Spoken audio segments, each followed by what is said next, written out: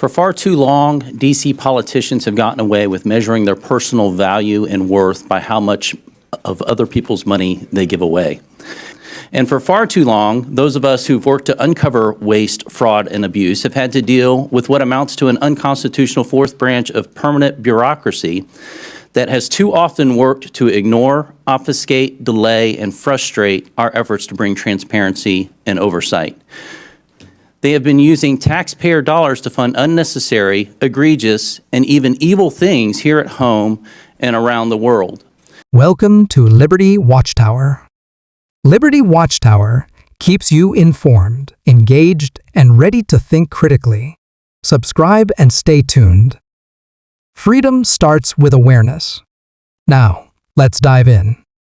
In recent years, growing concern has emerged over the sheer scale of waste, fraud, and abuse within the federal government's spending practices, issues that have only become more pronounced in the wake of massive emergency relief efforts, such as those enacted during the COVID-19 pandemic. As the government responded to the crisis with an unprecedented outpouring of taxpayer funds aimed at stabilizing the economy and supporting vulnerable populations, a parallel crisis quietly unfolded beneath the surface. Billions of dollars were siphoned off through fraudulent claims, bureaucratic negligence, and systemic inefficiencies. While the intent behind much of this spending may have been rooted in compassion and urgency, the lack of adequate oversight and safeguards has revealed deep flaws in how public funds are managed and protected. This has raised fundamental questions about accountability, transparency, and the role of government in stewarding taxpayer money. In a recent congressional hearing, Representative Michael Cloud of Texas underscored these issues with forceful clarity. He condemned a culture in Washington that has too often rewarded performative generosity over fiscal responsibility, allowing public officials and bureaucrats to prioritize political optics over meaningful oversight. Okay, thank you. Thank you. I now recognize the gentleman from Texas, Mr. Cloud. Thank you, Madam Chair. For far too long, D.C. politicians have gotten away with measuring their personal value and worth by how much of other people's money they give away.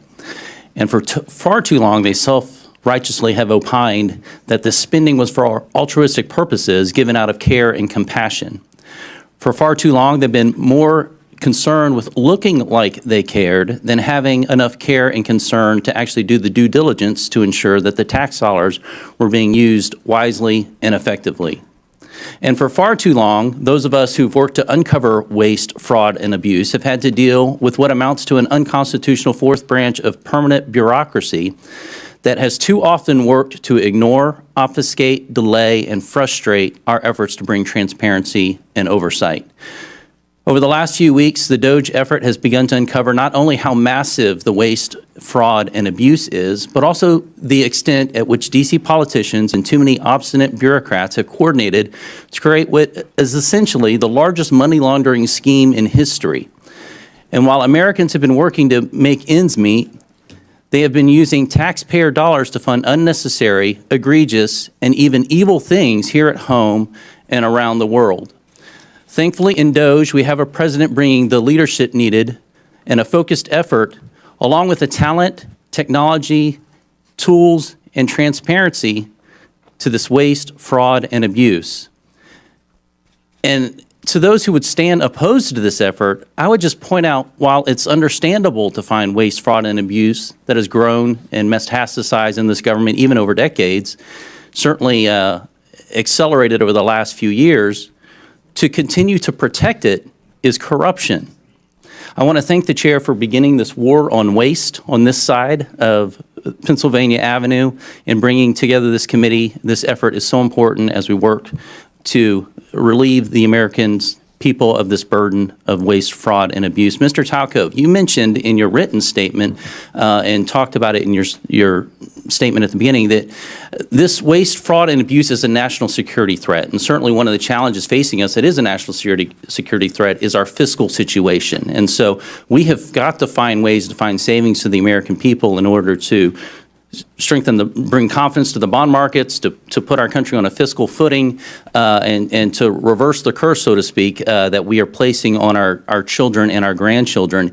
You mentioned a couple threats, though. You mentioned internal threats.